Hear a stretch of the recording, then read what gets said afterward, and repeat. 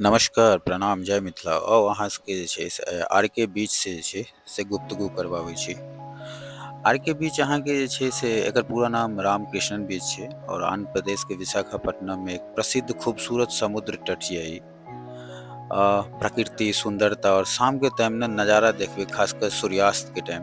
और रामकृष्णन मिशन आश्रम छै एतऽ बगलमे, एहिके लेल जबरदस्त मशहूर छै। एतऽ अहाँके आउ, टहलू, स्ट्रीट फूड आनंद लिअ, सबमरीन म्यूजियम और मछली घर जैसे आकर्षित देखै के लेल बहुत सारा चीज भेटत।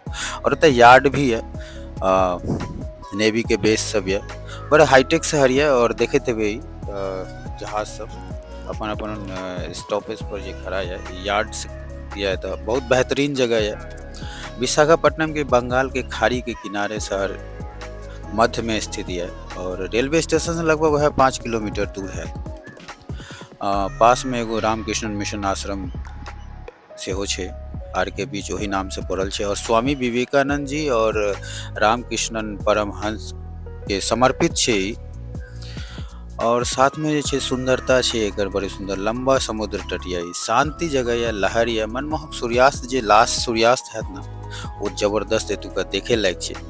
टहल सकै छी, फोटो घिचवा सकै छी, लहर आनंद लऽ सकै छी। और भीड़ भाड़ वाला शाम रहैए साँझ के टाइम। और आसपास में अहाँ घूमय के लेल एतऽ जे छै से सबमरीन म्यूजियम, INS हाँ कुशरा छै, विमान संग्रहालय ये, U2Y43 ये, मछली घर, INS कल्याणी और खूबसूरत पार्क सब एतऽ भेटत। जबरदस्त जगह छै, स्ट्रीट फूडो बहुत सुंदर, खाना पीना और घोड़ा के सवारी सेहो एतऽ भेटत अहाँके। पार्क बेहतरीन भेटत। और ई विशाखापट्टनम के पर्यटक के महत्वपूर्ण हिस्सा है। सांस्कृतिक कार्यक्रम केंद्र छी।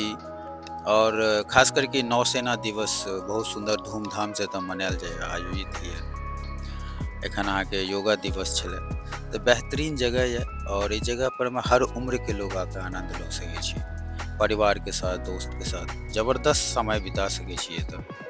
तऽ आउ किछ शानदार जगह और साथ में छै से खूबसूरत जगह सबके बीच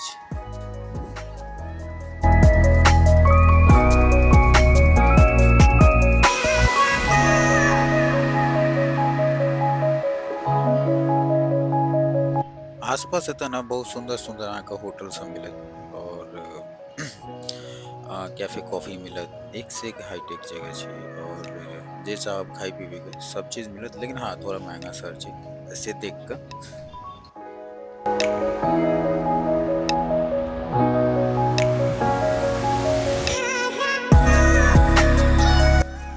एतऽ ना कौशिक कहलथि कि आगाँ मछली घर छै और बड़े जबरदस्त छै, तऽ कहलहुँ चलू। लेकिन एतऽ यदि अहाँके लैंग्वेज नहीं आबैए एतुका, तऽ फिर बहुत दिक्कत करत। तऽ साथ में जे छै से कौशिक हमरा सबके बहुत हेल्प कऽ रहल छथि, घुमाइयो रहल छथि। और जे टॉकिंग होइ छै से वो खुद बात करै छथिन, किया तऽ बहुत महत्वपूर्ण छै एहि जगह पर।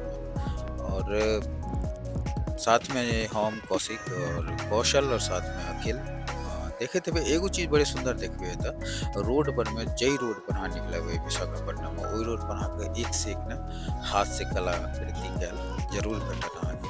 जतऽ से निकलब एक से एक जबरदस्त चीज मिलत। और एतऽ जहाँ के तक कि हिंदुत्व के जे देखलियै ना, बाप रे बाप बहुत ज्यादा। आओ किछ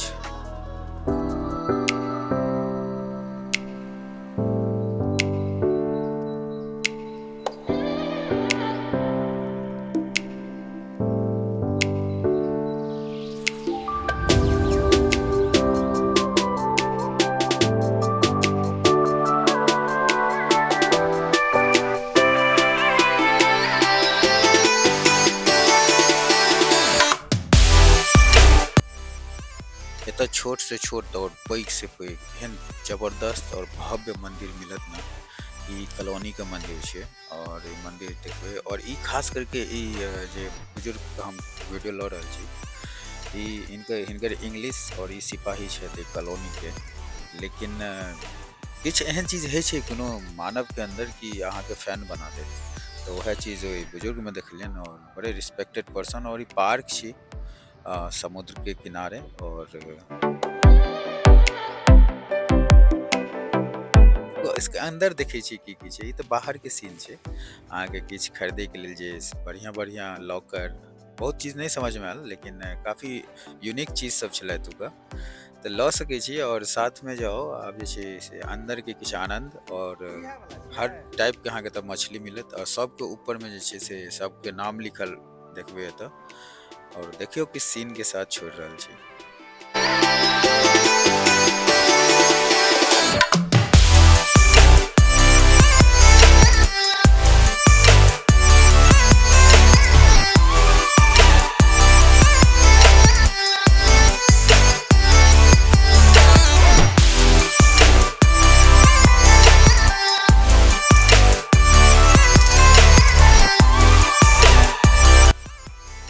बहुत एहन मछली देखलिए नहियो पता चलल, लेकिन ऊपर में बोर्ड लागल छै। अक्सर जे छै से हर देश के, हर समुद्र के यूनिक नाम सब मछली सब, जे हम फर्स्ट टाइम देखलहुँ ई मछली सबके, तऽ बेहतरीन ये। और हर जगह के जे छै से मछली एतऽ जे छै से अहाँके देखे के कोनो अलग अलग कंट्री के छै, तऽ बेहतरीन जगह ये, विजिट जरूर कऽ सकै छी, और खास करके बच्चा के लेल आकर्षित छै।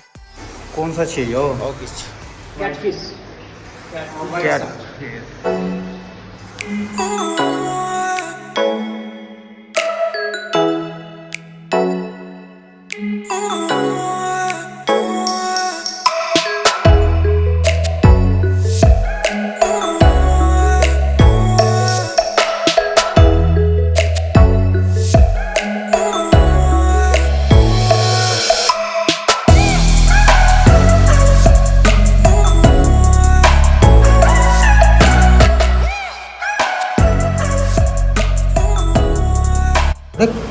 कोई पूछिए वो सब जिंदा छै कि मरल छै? वो जिंदा है, सबटा जिंदा है रोड में सांस ले छै तऽ गलतो। पर बहुत सुंदर जगह है, और कम बजट में घूम सकै छी अहाँ। और फिर कोनो और वीडियो के साथ मिलै छी, तब तक के लिए नमस्कार, प्रणाम, जय Mithila.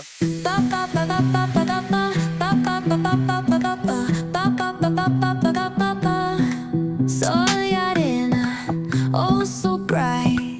Baila conmigo toda la night. El